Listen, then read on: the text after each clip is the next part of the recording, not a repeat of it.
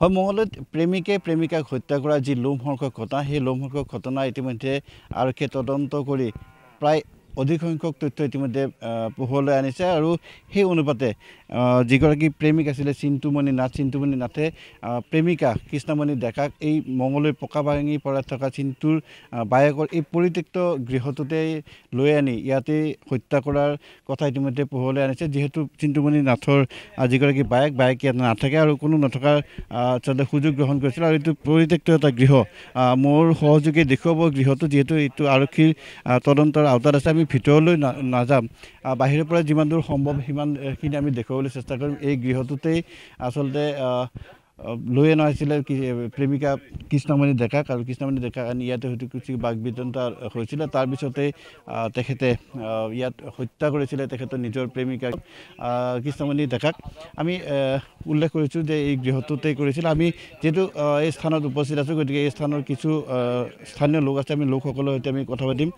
কি ক'ব এইটো আচলতে আপোনালোকৰ পকাভাঙি পাৰাত এটা পৰিত্যক্ত গৃহ ইয়াত কোনো নাথাকে আৰু এই গৃহটোতে ইতিমধ্যে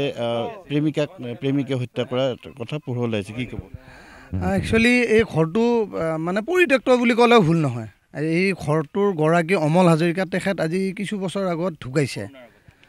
কৰোণা 5-6 বছৰ হৈ গ'ল আৰু সেই ঢুকুৱা তাৰপিছত ঘৈণীয়েক আছিলে ঘৈণীয়েকে ছোৱালী এটা সৰু ছোৱালী এটা আছিলে সেইটো লৈ পেলাই মাকৰ ঘৰত গুচি গ'ল চিন্তুমণি নাথৰ বায়েক হয় মানে তো এই চিন্তুমণি নাথ ইয়াতে মাজে মাজে আহি থাকে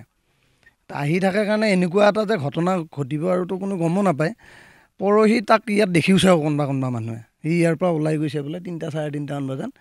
এতিয়া সেই জাগাখিনি বেয়া কৰি থৈ গ'ল আৰু বেলেগ কথা একো নাই তেওঁৰ ঘৰটো ইয়াতে নহয়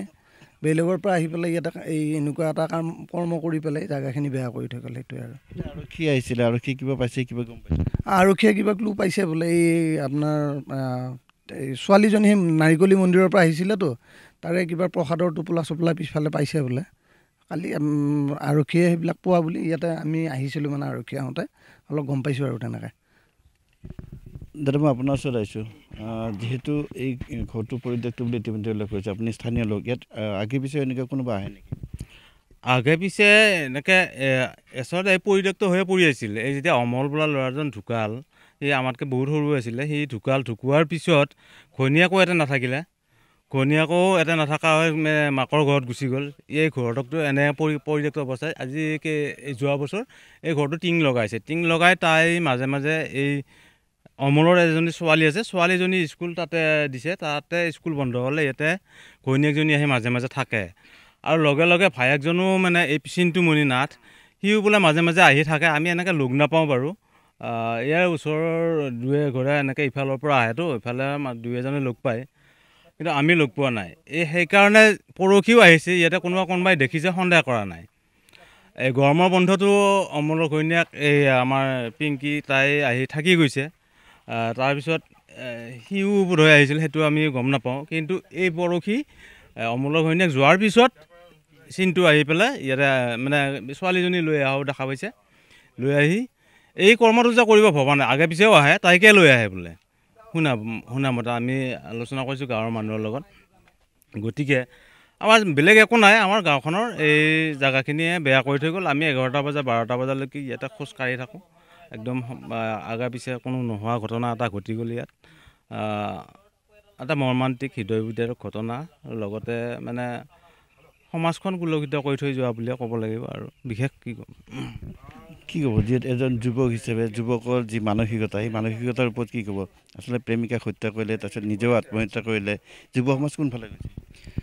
যুৱ সমাজখন একদম বিপথে মানে পৰিচালিত হৈছে প্ৰেমৰ কাৰণে মানে এনেকুৱা ঘটনা হ'ব নালাগে আৰু মানুহে প্ৰেমৰ কাৰণে ইমান পাগল হ'ব নালাগে